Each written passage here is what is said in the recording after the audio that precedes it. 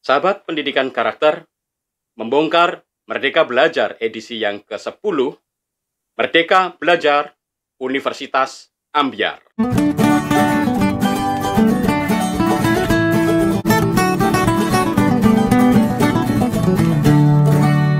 Tanya Pak Doni saja. Pertama, sistem seleksi masuk perguruan tinggi tidak mampu menyeleksi mahasiswa yang terbaik karena kriteria utama yang diperlukan untuk masuk ke perguruan tinggi bukanlah ilmu-ilmu dasar yang dibutuhkan di perguruan tinggi, melainkan hanya mendasarkan diri pada kemampuan penalaran, literasi, matematika, dan bahasa Inggris. Sistem masuk perguruan tinggi menghilangkan tes terkait dengan ilmu-ilmu dasar, baik itu ilmu-ilmu dasar IPA maupun IPS. Pengaturan seperti ini memungkinkan siapapun lulusan SMA maupun SMK bisa mendaftar di perguruan tinggi sesuai dengan kemampuannya, asal dia bisa lolos penalaran kognitif, literasi bahasa Indonesia, bahasa Inggris, dan matematika, dia bisa memiliki potensi masuk di jurusan apapun di perguruan tinggi. Tentu ini disesuaikan dengan kurikulum merdeka, karena kurikulum merdeka kan tidak ada penjurusan, jadi tidak ada IPA dan IPS. Maka kalau misalkan ada tes yang terkait dengan IPA dan IPS, pasti tidak sinkron dengan kurikulumnya. Jadi sebenarnya pengaturan proses seleksi masuk perguruan tinggi ini bukan didasarkan pada pemikiran jangka panjang, jangka jauh tentang peningkatan kualitas perguruan tinggi, tetapi untuk melegitimasi kurikulum merdeka yang menghilangkan penjurusan supaya tidak diprotes.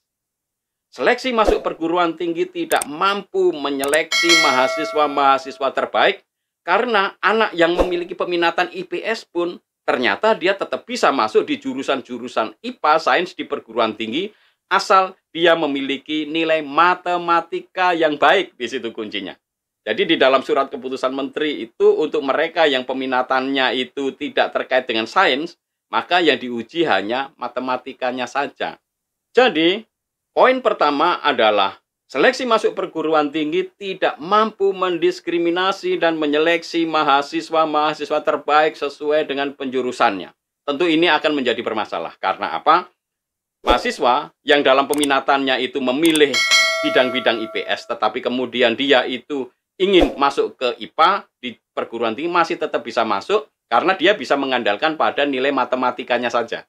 Padahal untuk mengikuti jurusan-jurusan tertentu itu membutuhkan basic pengetahuan, misalkan kimia, fisika, biologi, tetapi ini tidak ada.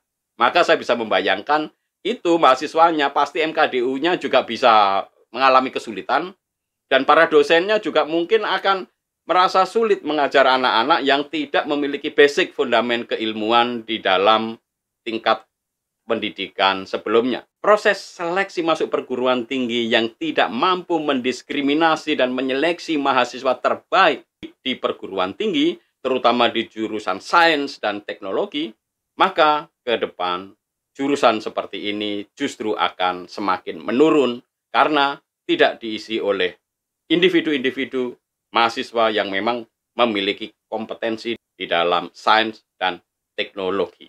Tentu ini ke depan akan merugikan daya saing bangsa karena kemajuan sains dan teknologi tentu akan mempengaruhi bagaimana negara kita bersaing dengan negara-negara lain dalam bidang pengetahuan, penemuan-penemuan, riset-riset teknologi yang bermanfaat bagi kemanusiaan.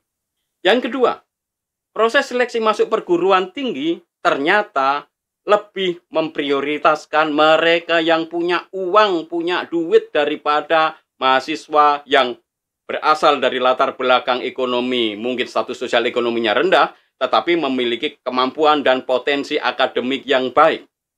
Hal ini diatur di dalam Permendikbudristek nomor 48 tahun 2022 tentang proses seleksi masuk ke perguruan tinggi negeri. Jadi, di dalam Permendikbudristek nomor 48 tahun 2022 itu, yang diberi prioritas lebih itu adalah mahasiswa dari jalur mandiri daripada jalur prestasi maupun jalur tertulis. Kita lihat bagaimana pembagian kuotanya.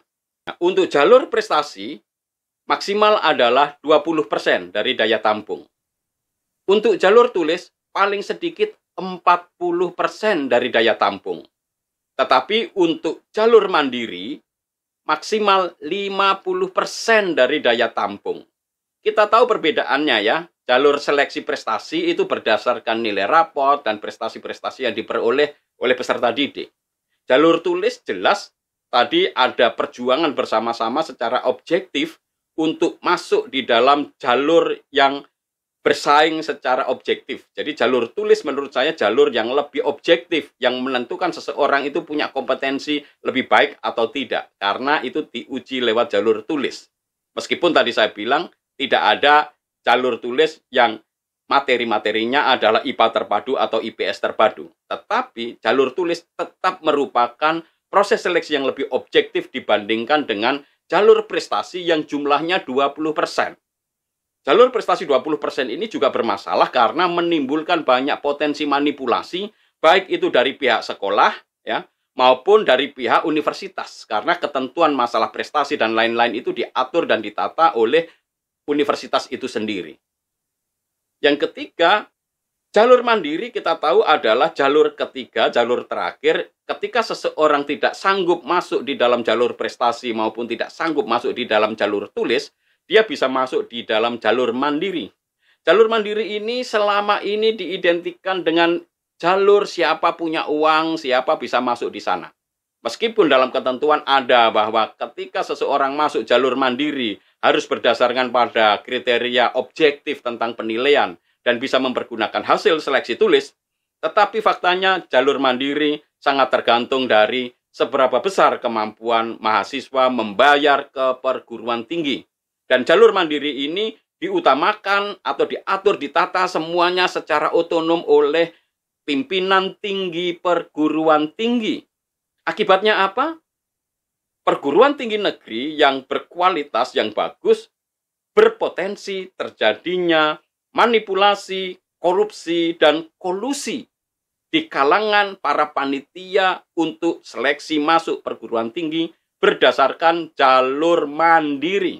Dan kita tahu sudah ada 2 rektor dan staf pejabat pendidikan tinggi yang ditahan karena proses kolusi, korupsi yang terjadi akibat kebijakan jalur mandiri yang 50% itu kuotanya. Tentu ini merupakan sebuah proses di mana pendidikan tinggi bukan lagi dianggap sebagai public good, tetapi perguruan tinggi dianggap sebagai private good. Jadi untuk kepentingan-kepentingan dan kebaikan pribadi individu, terutama siapa yang bisa bayar.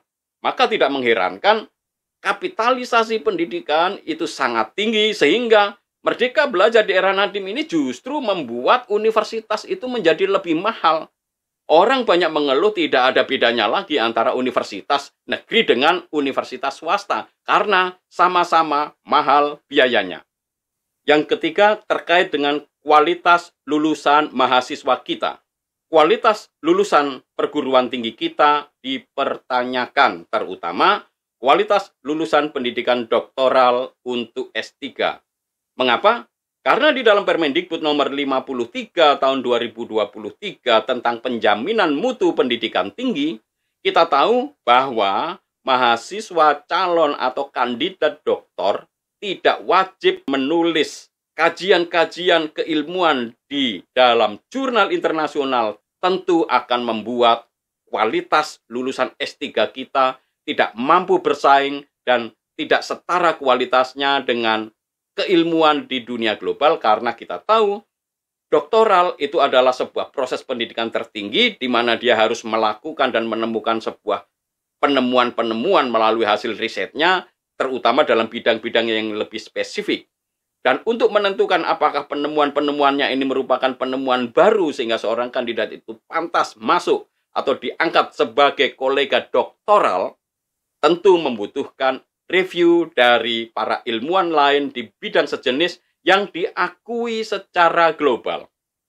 Mahasiswa lulusan S3 kita tentu akan dianggap tidak memiliki kemampuan yang setara dengan para pemikir-pemikir global bila tidak ada kewajiban untuk menulis di jurnal ilmiah yang direview secara internasional dan jurnalnya ini kredibel, utama termasuk di dalam bidang-bidang keilmuan yang diaju. Sahabat pendidikan karakter, Merdeka Belajar membuat universitas kita ambiar. Pertama, karena seleksinya tidak mampu menyeleksi mahasiswa yang terbaik. Yang kedua, hanya mereka yang punya duit saja yang bisa masuk dan menikmati perguruan tinggi. Dan yang ketiga, lulusan perguruan tinggi kita, terutama mahasiswa doktoral kita, akan dipandang sebelah mata oleh komunitas ilmuwan internasional karena tidak diwajibkan untuk menulis jurnal-jurnal penelitian yang direview oleh komunitas keilmuan di level internasional. Sahabat pendidikan karakter, Merdeka Belajar, universitas kita ambiar.